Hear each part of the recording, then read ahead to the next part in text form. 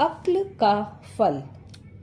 एक रोज की बात है कि बादशाह अकबर के दरबार में लंका के राजा का एक दूत पहुंचा।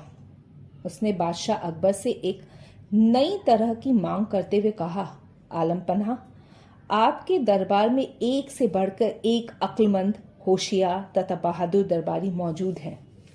हमारे महाराज ने आपके पास मुझे एक घड़ा अक्ल लाने के लिए भेजा है।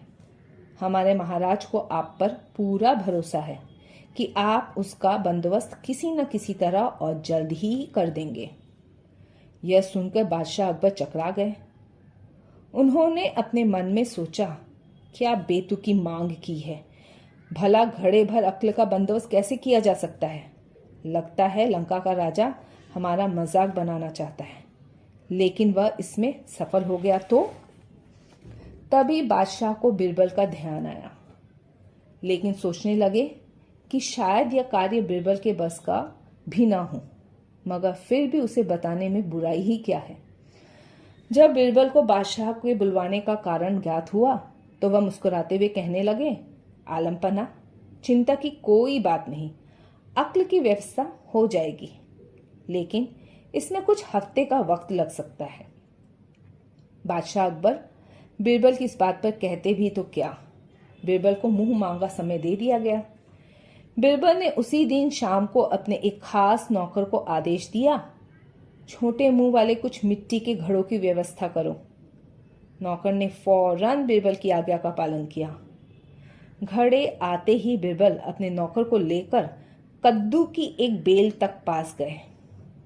उन्होंने नौकर से एक घड़ा ले लिया। बिरबल ने घड़े को एक कद्दू के फूल पर उल्टा लटका दिया। इसके बाद उन्होंने सेवक को आदेश दिया कि बाकी सारे घड़ों को भी इसी तरह कद्दू के फूलों पर उल्टा रख दो। बिरबल ने इस कार्यवाही के बाद सेवक को उन घड़ों की देखभाल सावधानी पूर्वक करते रहने का हुक्म दिया और खुद वहां से चले गए। बादशाह अकबर ने कुछ दिन बाद इसके बारे में पूछा तो बिरबल ने तुरंत उत्तर दिया, आलम पनाह, बस इस कार्य को हो ही चुका समझे। बस 2 सप्ताह का समय और चाहिए, उसके बाद पूरा घड़ा अक्ल से लबालब भर जाएगा। बिरबल ने 15 दिन के बाद घड़ों के स्थान पर जाकर देखा कि कद्दू के पौधे घड़े जितने बड़े हो गए हैं। उन्होंने नौकर की प्रशंसा करते हुए कहा, तुमने अपनी जिम्मेदारी बड़ी कुशलतापूर्वक निभाई है, इसके लिए हम तुम्हें इनाम देंगे। इसके बाद बिरबल ने लंका के दूत को बादशाह अकबर के दरबार में बुलवाया और उसे बताया कि अक्ल का घड़ा लगभग तैयार है। लंका के दूत के आने पर बिरबल ने फौरन ताली बजाई। ताली की आवाज सुनते ही बिरबल का सेवक एक बड़ी थाली में घड़ा लिए हुए बड़ी शान से दरबार में हाजिर हुआ।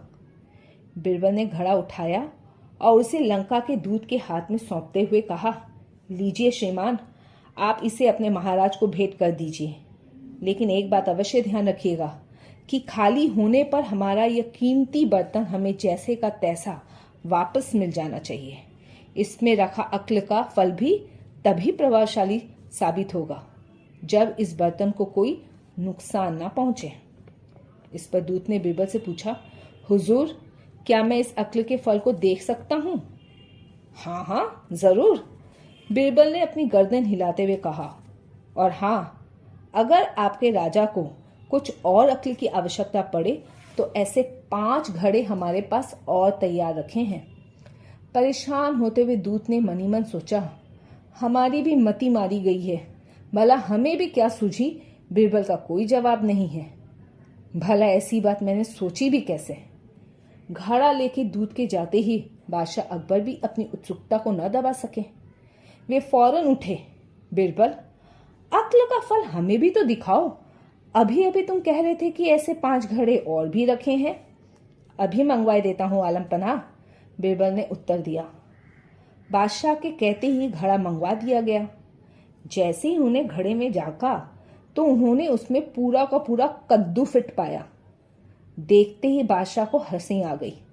वे बिरबल की पीठ ठोकते हुए कहने लगे, मान गए भाई, तुमने भी अक्ल का क्या शानदार फल पेश किया है। लगता है इसे पाकर लंका के राजा के बुद्धिमान होने में तनिक भी देर न लगेगी।